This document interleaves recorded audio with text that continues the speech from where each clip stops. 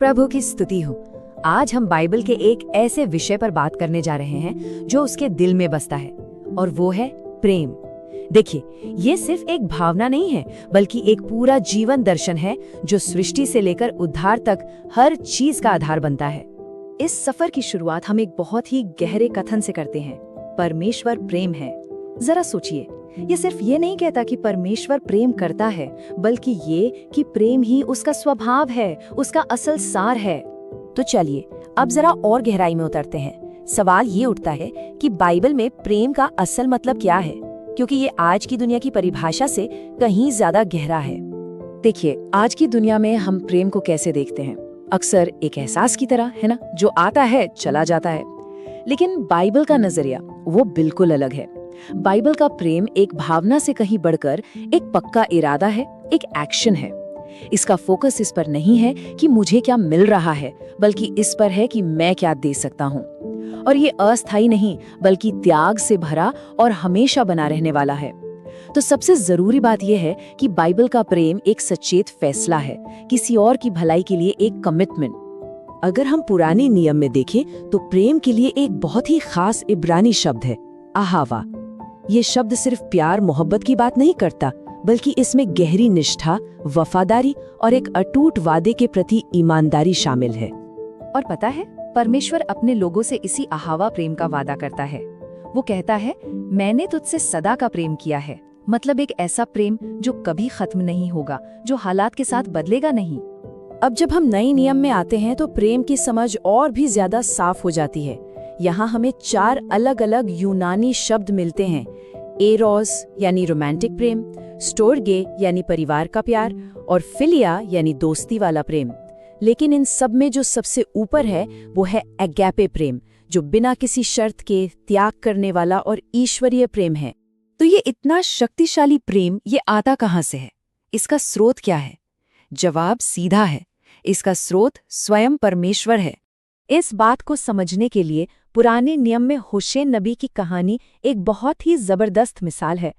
अपनी बेवफा पत्नी गोमेर के लिए होशे का जो अटूट प्रेम था, वो असल में परमेश्वर के अपने भटके हुए लोगों के लिए लगातार बने रहने वाले और उन्हें बचाने वाले प्रेम को दिखाता है।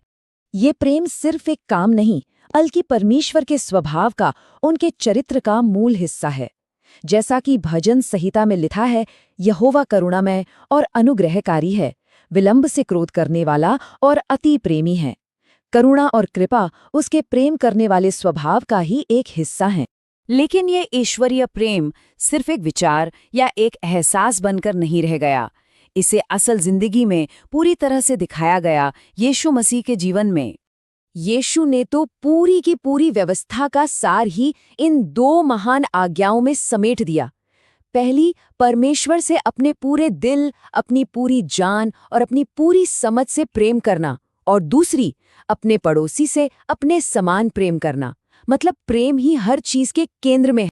और वो यही नहीं रुके, उन्होंने इस प्रेम की परिभाषा को एक ऐसे स्तर पर पहुंचा दिया जो उस समय के लिए और आज भी एक क्रांतिकारी सोच है। उन्होंने सिखाया, अपने शत्रुओं से प्रेम रखो। ये प्रेम की समझ को वहां तक ले जाता है जहां प्रेम करना सबसे मुश्किल होता है।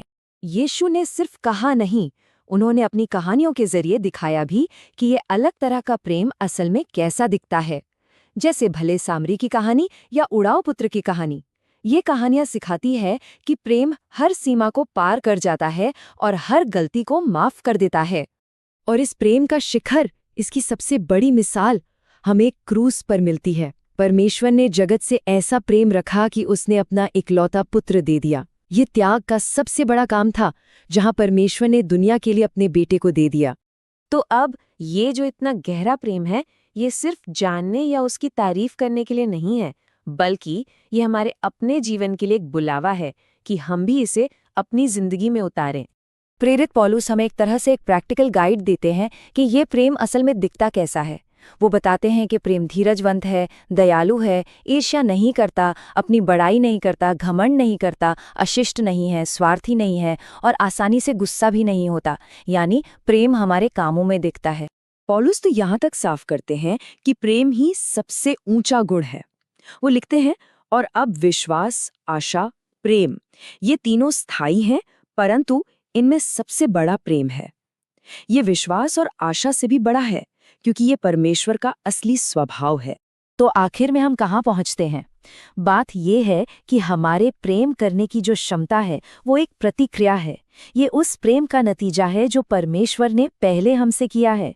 जैसा कि यूहन्ना लिखते हैं, हम इसलिए प्रेम करते हैं क्योंकि उसने पहले हमसे प्रेम किया। इसलिए हम कह सकते हैं कि बाइबल का प्रेम सिर्फ एक शब्द नहीं है, ये तो जीने का एक पूरा तरीका है। यह हमें एक बुलावा देता है कि हम अपना पूरा जीवन बदल डालें और दूसरों के लिए निस्वार्थ होकर काम करें। ये एक ऐसा प्रेम है जो पहले हमें बदलता है और फिर हमारे जरिए दुनिया को बदल सकता है। अगली बार और एक नई टॉपिक के साथ फिर मिलेंगे।